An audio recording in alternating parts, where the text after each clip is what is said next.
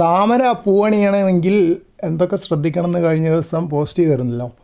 അതിലൊരു കാര്യമാണ് വെള്ളം നല്ല ക്ലിയർ ആയിരിക്കണമെന്ന്.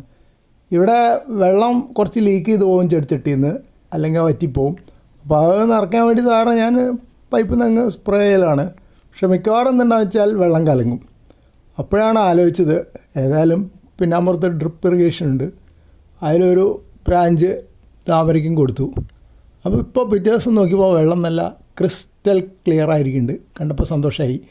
അപ്പോൾ ഇനിയിപ്പോൾ ഇതിൽ കൊതു വളരാതിരിക്കാനുള്ള വഴിയാണ് നോക്കേണ്ടത്.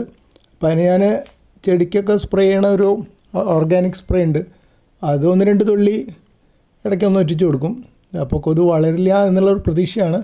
എന്നാലും സൂക്ഷിച്ച് നോക്കേണ്ടി വരും, കാരണം തൊട്ടടുത്ത് എല്ലാ ചെടികളിലും കൊതു ധാരാളം ഇരിക്കണ കാണാറുണ്ട്. അപ്പോൾ ഇതിൽ കൂത്താടി വരുന്നുണ്ടോ എന്ന് നോക്കേണ്ടി വരും. പിന്നെ വളരുന്നുണ്ടെങ്കിൽ ആഴ്ചയിൽ ഒരു ദിവസം ഡ്രൈ ഡേ പോലെ കുറച്ച് നേരം വെള്ളം ഒഴിച്ച് കളഞ്ഞ് വെക്കേണ്ടി വരും. ഡ്രിപ്പ് ഇറിഗേഷൻ വരുന്ന ഒരു 500 ലിറ്ററിൻ്റെ ടാങ്കിലാണ് ഇതിലേക്ക് വരുന്നത്. ടാങ്കിൽ നിന്ന് ഡ്രിപ്പ് ഇറിഗേഷൻ കണക്ട് ചെയ്തിട്ടുണ്ട്. അപ്പോൾ ഇതിൻ്റെ കൺട്രോൾ അത്ര പെർഫെക്റ്റ് അല്ലാത്തതുകൊണ്ട് ഈ ഡ്രിപ്പർ കൂടുതൽ വെള്ളം ഡ്രിപ്പ് ചെയ്യുന്നുണ്ട്.